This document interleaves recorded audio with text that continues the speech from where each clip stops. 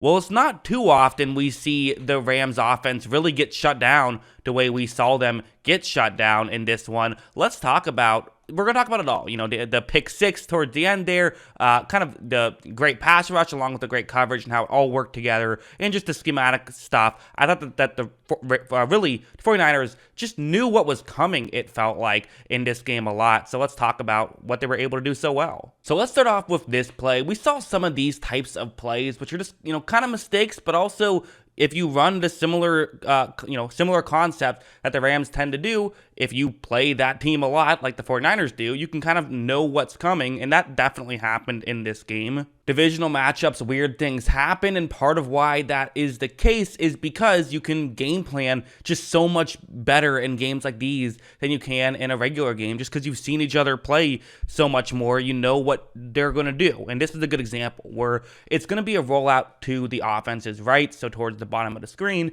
and I've circled a San Francisco player right there in yellow. He's going to be the key guy to watch right here, as he's going to be relatively unblocked off the line. It's going to be a wide receiver who's going to block him. Now, typically, this is actually sometimes even a bit more attention you give this player than on an average play. Sometimes you just won't block him at all. He defends a run, but then the bootleg can trick him. That's what you can definitely do sometimes, but that is not what is happening here. They're actually giving him a little bit more attention. So they're paying attention to him, and this is Samson Ebukam is the player who I'm talking about here for San Francisco, and watch what he's going to do. Right away, he rushes in, and so now at this point, you're in a tough spot if you are the Los Angeles Rams. I mean, he did a great job he probably knew this play was coming, or at least knew there was a good chance this play was coming, stepped further in, so Ben Skowronek of the Rams, the receiver who's trying to block him, really has a hard time trying to get in and being able to make this block because of the great read right off the bat. He's able to rush in, and he's able to get a sack, and that took from a 2nd down and 9, where you have a very,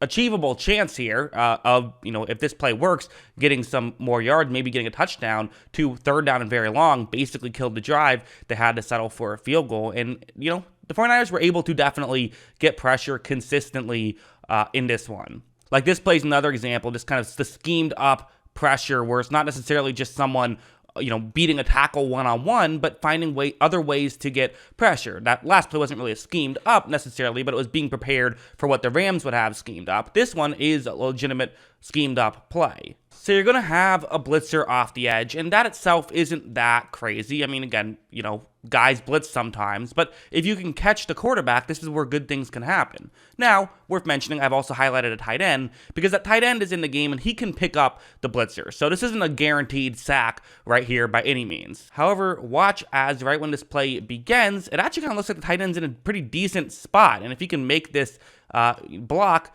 Stafford should be okay and should have enough time with now a favorable matchup due to the blitz that the 49ers put on to find someone for one-on-one matchup. However, it was just a great piece of blitzing right there to get to Matt Stafford. So again, getting pressure isn't always about just the great edge rushers. Yes, it certainly helps when you have great edge rushers, but there's other ways to get pressure, and that's what San Francisco was able to do on top of just their great edge rushers. Like, let's talk about Nick Bosa for a second, because listen, much as we want to talk about all that stuff, part of it is just having Nick Bosa. But again, one thing that San Francisco does is they don't just say, hey, go beat tackles. He can do that, but put him in favorable situations sometimes. This is going to be a stunt where you have 2 interior defensive linemen who are going to kind of run towards their right, and Bosa is going to run all the way over and kind of swing around and hopefully get through untouched. Now, there's a benefit to this, which is sometimes you can get through untouched, but there are disadvantages as well, because you have to be a great athlete to finish off a stunt right here. You have to be someone who can move quickly, and also it hurts you in the running game, but on a 3rd and 9, you don't have to worry about that too much. But watch Bosa and watch him be able to completely get over, and he is going to get to this sack. So listen, when your coverage unit is playing well and your pass rush is playing this well, it's going to be really difficult for a offense to really get much going. I've talked about the pass rush, but now let's shift gears a little bit and talk about the coverage. Going over here now, this is a great example of what San Francisco was able to do well. And I did my analytical power rankings today, and one thing I was kind of a little bit surprised by, but I really shouldn't have been, was how good the 49ers defense was through 3 weeks. Their coverage has been fantastic. Their pass rush has been very good, and I only imagine they'll be better after this game. But it's going to be a zone coverage play, the cover 3 zone, which is a lot of what the 49ers do that the Rams are going up against, and just watch what happens. So Matt Stafford's going to run a play action, and he's going to look towards his left, see if there's anything there, and doesn't like what he sees. Listen, maybe there is something there and Stafford's making a bad decision. It does happen, but it doesn't appear to be the case. It appears to be that Stafford is looking there and there's just nobody open. So what does Stafford do? Well, he goes to his next read. So now he's at this point, you definitely see that Nick Bosa is right around, ready to create some pressure on Stafford. So he's going to have to be absolutely careful here. And it's also worth mentioning just how long into this play we are now. We're over 3 seconds into this play. We're actually 3 1/3 seconds into this play, right on the dot. At this point, Stafford finally throws it and still no one's able to get open. That's a long time to cover, and the 49ers are still covering for a very long time. So when their pass rush is already getting there that quickly, the few times you have time, no one's getting open, and part of why you had time was probably with the play action, but still, that's just another great example of what San Francisco was able to do defensively.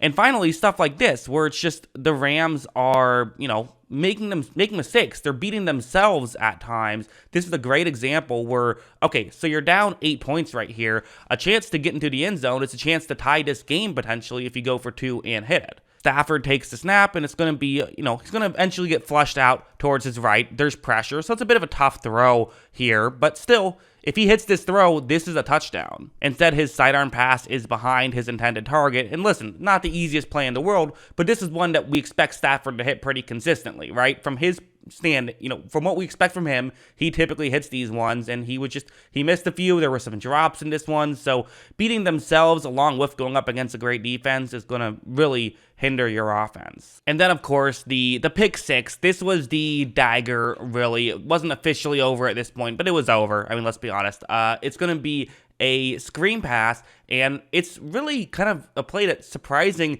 that this ended up in such a bad situation. So look at how right when this play begins, I think one thing that's worth noting right off the top is Charles Omenihu is going to do a very good job of just getting in the way of a passing lane right here. Doing this means Stafford can't just throw it straight to his receiver. He kind of has to throw it a bit, off balance, which is going to cause it to take a little bit longer to get there. So that already, good small play that kind of goes over, goes unnoticed, but had a huge impact, obviously. You then have Talanoa Hufanga. Again, these names are difficult. I'm doing my best here. But Hufanga is kind of in a weird spot where he's not even looking towards the ball right now. He has his head turned the other way. He's really just playing the, playing the wide receiver, which I guess isn't the worst idea in the world. But he breaks in, and I don't think he even saw the ball until he basically touched it. I think that he saw it a split second before he touched it. That's why he bobbled it. I'm just pausing it right here because copyright reasons, but I'll play it in a second. But that's why he,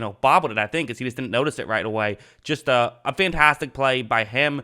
It's really not even that horrible of a play by Stafford, I don't think. I mean, the one thing I would say is kind of, can't lob it up that much. I think if you're going to put it in the air that much, that's where trouble can arise. If you can't make it quickly, just hit it into the ground. It wasn't going to go for many yards anyway. And it also goes back to what we were talking about earlier, where the 49ers were just ready for what the Rams were throwing at them. They were very well prepared, and we definitely saw it. As a whole, definitely an impressive win for the 49ers. They have shown that they are, still very much in the thick of things here. Still definitely a team that can contribute and a team that can play.